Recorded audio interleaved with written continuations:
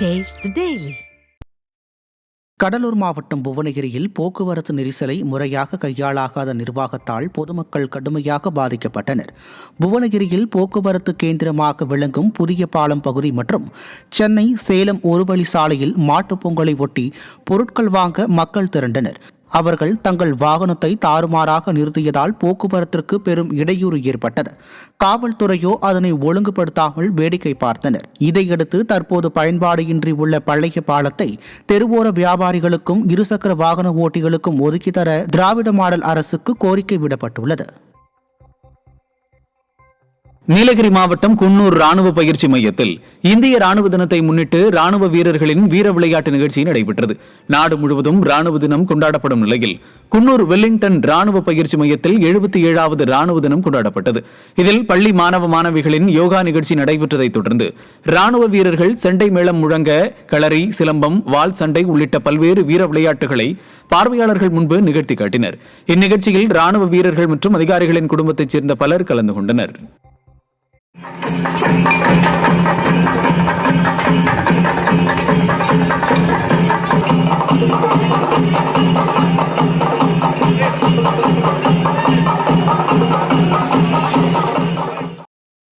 மயிலாடுதுறை மாவட்டம் கஞ்சா நகர கிராம ஆதிதிராவிடர் சமுதாயத்தினரின் இடுகாட்டிற்கு மயான பாதை சரிவர இல்லாததால் உயிரிழந்தவர்களை சிரமத்துடன் எடுத்துச் செல்லும் நிலை உள்ளது.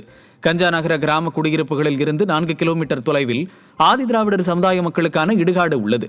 இதில் பிற்படுத்தப்பட்ட மக்களுக்கான சுடுகாடு வரை சாலை வசதி உள்ள நிலையில் இதைத் தொடர்ந்து 2 கிலோமீட்டருக்கு செல்லும் இடுகாட்டு பாதை சாலை வசதி இல்லாமல் உள்ளது. இதனால் உயிரிழந்தவர்களை 2 கிலோமீட்டர் தூரத்திற்கு தோளில் சுமந்து செல்லும் அவலம் உள்ளது. ஸ்டாலின் அரசின் அதிகாரிகளுக்கு பலமுறை இதுகுறித்து மனு அளித்தும் பலனில்லை என கிராம மக்கள் வேதனை தெரிவித்தனர். சிவகங்கை மாவட்டத்தில் அரசின் விதிகளை காற்றில் பறக்கவிட்டு இறைச்சி கடைகள் திறக்கப்பட்டது பல்வேறு விமர்சனங்களை ஏற்படுத்தியுள்ளது. தமிழகத்தில் மாட்டுப் பொங்கல் கொண்டாடப்படும் இந்நாளில் தமிழக அரசு திருவள்ளுவர் தினமும் கடைபிடிக்கிறது. இதனால் மதுபான கடைகள் மட்டுமல்லாது இறைச்சி கடைகளையும் இந்நாளில் மூட வேண்டும் என்பது அரசின் விதிமுறைகளாக உள்ளது. இந்த நிலையில் சிவகங்கை, திருப்பத்தூர், காரைக்குடி மற்றும் காளையார்கோவில் பகுதி இறைச்சி கடைகளில் மக்கள் அலைமோதி விற்பனை படுஜோராக நடைபெற்றது. உலக பொதுமறை தந்த வள்ளுவர் தினத்தில் மரியாதை செலுத்தும் வகையில் கொண்டுவரப்பட்ட அரசின் உத்தரவை சிவகங்கை மாவட்ட நிர்வாகம் காற்றில் பறக்கவிட்டது பலரையும் வேதனைப்படுத்தியது. வேலூர் மாவட்டத்தில் தமிழர்களின் பாரம்பரிய பண்டிகையான மாட்டுப் பொங்கலை முன்னிட்டு எருதுவிடும் திருவிழா வெகு விமரிசையாக நடைபெற்றது.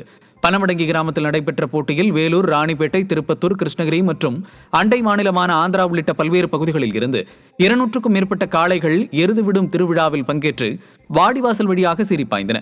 இதில் வெற்றி பெற்ற 50 மாடுகளுக்கு பரிசுகள் வழங்கப்படும் நிலையில் போட்டியை காண 5000க்கும் மேற்பட்ட பார்வையாளர்கள் குவிந்தனர். கும்பகோணம் அருகே வேப்பத்தூர் பேரூராட்சி பகுதியில் உள்ள உயர்மின் கோபுர மின்சார கம்பத்தில் மின்சாரம் பாய்ந்தது அதிர்ச்சியை ஏற்படுத்தியது. மின்சார வசதிக்காக அமைக்கப்பட்ட உயர் மின் கம்பங்களில் திடீரென மின்சாரம் பாய்ந்தது. இது தொடர்பாக மின் பணியாளர்களுக்கும் தகவல் அளித்தும் முறையாக நடவடிக்கை எடுக்காமல் கம்பத்தை சுற்றி தார்பாய் கொண்டு மறைத்து வைத்துள்ளனர். இவ்வாறு மின்சார பெட்டி திறந்திருப்பதால் விபத்துக்கள் ஏற்படும் அபாய நிலை உள்ளது. ஸ்டாலின் அரசின் மின்வாரிய அதிகாரிகள் ஆய்வு செய்து விபத்துக்களை தடுக்க நடவடிக்கை எடுக்க வேண்டும் என வேப்பத்தூர் மக்கள் கோரிக்கை விடுத்துள்ளனர். திருவண்ணாமலை மாவட்டம் ஆரணியில் தொடரும் வெறிநாய் தொல்லையால் பொதுமக்கள் பீதியடைந்து வருகின்றனர். கடந்த சில தினங்களுக்கு வெறிநாய் கடியால் 7 பேர் பாதிக்கப்பட்ட நிலையில் மீண்டும் தற்போது 20க்கும் மேற்பட்டோரை வெறிநாய் கடித்து மருத்துவமனையில் அனுமதிக்கப்பட்டுள்ளனர். டவுன் கொசப்பாளையம், பாரதியார் தெரு உள்ளிட்ட பகுதிகளில் சுற்றித் திரிந்த வெறிநாய் பொங்கல் தினத்தன்று பொருட்கள் வாங்க வெளியே சென்ற பொதுமக்கள் பலரையும் கடித்து குதறியது. இதனால் குழந்தைகள் முதல் பெரியவர்கள் வரை 20க்கும் மேற்பட்டோர் ஆரணி அரசு மருத்துவமனையில் அனுமதிக்கப்பட்டு தீவிர சிகிச்சை பிரிவில் அனுமதிக்கப்பட்டுள்ளனர். நிர்வாக திறனற்ற ஸ்டாலின் ஆட்சியில் வெறிநாய்களின் தொல்லையால் பலரும் வெளியே செல்ல முடியாத சூழ்நிலை உருவாகியுள்ளதாக ஆரணி மக்கள் வேதனை தெரிவிக்கின்றனர். தருமபுரி மாவட்டம் பாலக்கோடு அருகே பொங்கல் திருவிழாவை முன்னிட்டு எருதுவிடும் விழா விமர்சையாக நடைபெற்றது. பாலக்கோடு அருகே பெலமாரண அள்ளி கிராமத்தில் பொங்கல் திருவிழாவை முன்னிட்டு விமர்சையாக நடைபெற்ற எருதுவிடும் விழாவில் 200க்கும் மேற்பட்ட காளைகள் கலந்து கொண்டன. அலங்கரிக்கப்பட்ட காளைகள் வாடிவாசல் வழியாக ஒவ்வொன்றாக திறந்து விடப்பட்ட நிலையில் சீறி பாய்ந்த காளைகளை இளைஞர்கள் போட்டி போட்டு அடக்கினர். இதனை சுற்றுவட்டார பகுதிகளில் இருந்து வந்திருந்த 2000க்கும் மேற்பட்ட பொதுமக்கள் கண்டு ரசித்தனர். கடலூர் மாவட்டம் வேப்பூர் அருகே குடிநீர் வழங்க நடவடிக்கை எடுக்காத அதிகாரிகளை கண்டித்து கிராம மக்கள் ஆர்ப்பாட்டத்தில் ஈடுபட்டனர். எட்டாக்குறிச்சி கிராமத்துக்கு கடந்த சில மாதங்களாக குடிநீர் வழங்கப்படாமல் இருந்துள்ளது. இது குறித்து மங்களூர் ஊராட்சி ஒன்றிய அதிகாரிகளிடம் குடிநீர் வழங்க நடவடிக்கை எடுக்க வலியுறுத்தி கோரிக்கை வைத்தும் நடவடிக்கை எடுக்கப்படாத நிலை நீடித்து வந்தது. இந்த நிலையில் பொங்கல் பண்டிகையின் போது கூட குடிநீர் வராமல் கடும் சிரமத்திற்கு உள்ளாவதாக கூறி ரெட்டாக்குறிச்சி கிராமத்தினர் போராட்டத்தில் ஈடுபட்டனர்.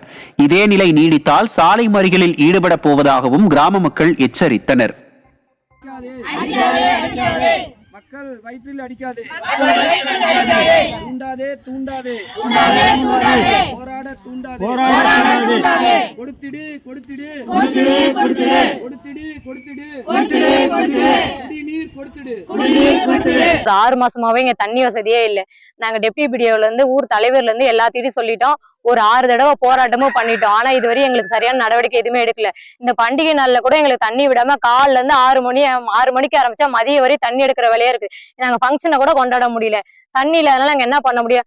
இதுக்கு மேற்கொண்டு எங்க டெப்டி பிடிஓ இல்ல மேலிடத்துல இருந்து நடவடிக்கை எடுக்கலாம், சாலை மறியல் பண்றதா முடிவெடுத்திருக்கோம்.